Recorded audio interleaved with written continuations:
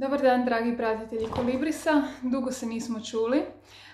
Javljam vam se da zajedno proslavimo što imamo 1000 YouTube pretplatnika. I za to 1000 puta hvala svima vama. Hvala vam zaista što ste mi pomogli u ovoj maloj kampanji da skupimo što veći broj pretplatnika i lajkova na Facebooku i followera na Instagramu. Jer evo sad emisija živi već 7 mjeseci i trebamo se malo ozbiljiti, trebamo pokušati naći neke sponzore. Znate i sami da to ne ide ako nemate određene brojeve klikova i lajkova. Ja sam se fokusirala većinom na sadržaj, zaboravila sam na taj segment, ali evo uz vašu pomoć uspjeli smo i to. Pa kako bi vam najavila što vam sljedeće pripremamo. Snimamo već sad ovaj tjedan, veći broj emisija opet, gosti su spremni i htjela bih s vama podijeliti ko sve dolazi, ali ne doslovce imenom i prezimenom, nego vam mogu reći da ćemo sa našim gostima pokriti sve ove gradove. Znači idemo sa onim što sam napisala da je jedna od glavnih misija Kolibrisa da decentraliziramo Hrvatsku, odnosno da stavimo akcenti na druge gradove i druge projekte, a ne samo na Zagreb. Tako da evo dolaze nam puno gostiju koji su ili rođeni u ovim gradovima koji ste vidjeli na papiru, ili žive u njima ili rade u njima.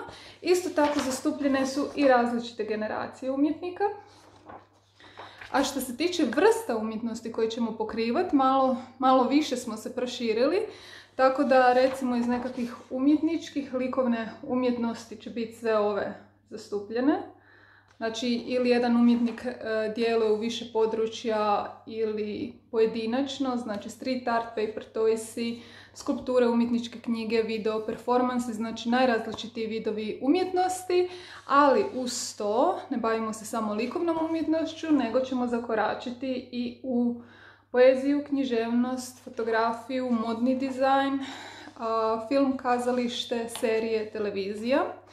A što se tiče nekakvih općih tema koje ćemo obraditi kroz te emisije u razgovoru sa našim gostima, bi bilo od nekakvih pozitivnih emocija, nade, sreće, do nekakvih uznemirenosti, nesigurnosti, strahova i svega što smo svi zajedno proživljavali, naravno kao kompleksna i slojevita bića u zadnjih godinu, mislim cijeli život, ali evo zadnja godina je bila dosta stresna, pa vjerujem da ćete se poistovjetiti s nekim iskustvima naših gostiju. Uglavnom veselimo se jako.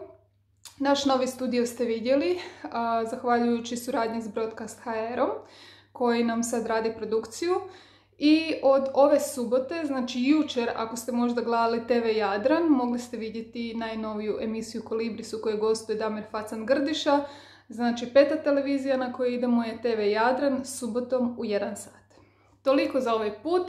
Hvala vam još jednom zaista od srca hvala što nas podržavate, što ste nam pomogli u ovoj akciji. I nadam se da će vam se svidjeti idući gosti. Doći će neki poznati gosti, uspjeli smo to dogovoriti, znači ne poznati samo nama iz likovnog svijeta koji se bavimo umjetnošću, nego poznati široj javnosti, recimo javnoj ličnosti. Tako da nadam se da će vam se i te emisije svidjeti. Do idućeg puta, puno pozdrava!